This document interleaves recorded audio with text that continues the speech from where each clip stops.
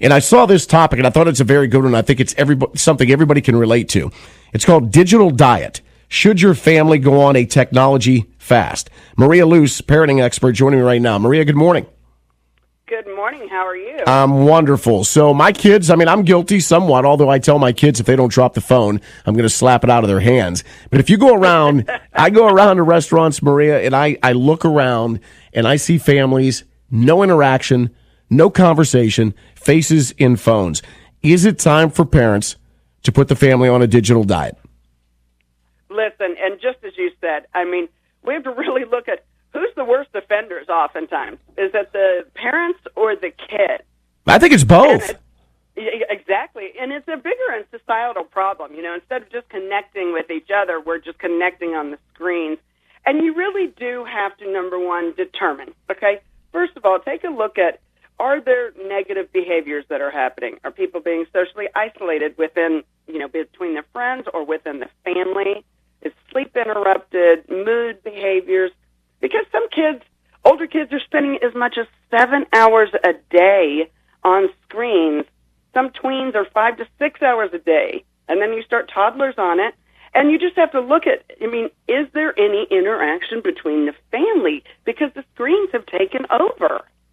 And I think when you mention the family and you mention parents, Maria, parents are using these devices as babysitters because they don't have to interact with their kids. They could go do whatever they want to do, whether it's on devices of their own or work around the house, whatever. They don't have to hear, Mom, I'm bored, Dad, do something. And I think that's a dangerous habit to fall into, too. And I am raising my hand because I have been guilty of that. I have, too. There have been times where, my kids have said, Mom, get off Instagram or something like that. I'm like, oops, okay. Yeah, what behavior am I modeling, right? What am I showing them? And clearly they were wanting my attention. Or there were times, let's just say you mentioned a restaurant, where my husband and I are trying to connect from the day and just, download everything that's going on, no pun intended. And we just were like, okay, let's give them 10 minutes on it so we can just talk. So sometimes, yes, it is being used as babysitters, but when it's being abused as that, and there's no interaction between parent and child, then that's when you got to go what I call a digital detox. All right, so what is that digital detox? We talking 2 weeks, 3 weeks, 4 weeks? How long? And there's a lot of parents out there right now. I guarantee you there's a parent out there right now going, wait a minute, this is going to be like an exorcism. This is going to be like Linda Blair in The Exorcist, head spinning when I try to take these devices away from my kids.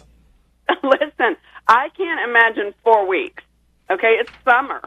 So there does have to be some realistic, when you look at this, you can't just go, well, maybe some people can, and just say, no screens, 4 weeks, that's it. I think that's not really fair. I think you can start gradually reducing screen time. You can replace screen time with activities. Now, if you want to say, okay, turn off screens 1 hour before bedtime, or no screens in the bedrooms at all, I believe there are certain steps. Yes, that can be absolute. But if a 4-week digital detox for your family works, and that's what you think that your family or your kids need, then do it. But I will say, stick with it. You can't waver because then they know they've got you. Right, absolutely. You know how kids are. Yep. Talking to parenting expert Maria Luce. Maria, I did this with my youngest son not too long ago. I said, that's it. I don't want to see your face on a screen anymore. Forget it.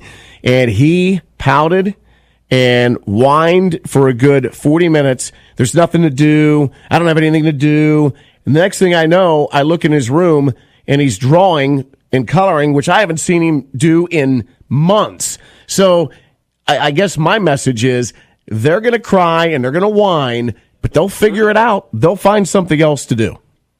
Well, it's kind of like when we didn't have all the screens necessarily, but don't you remember when we said we're bored, what would our parents say? Go read a book. Yeah. Go outside and play. Go climb a tree. To do.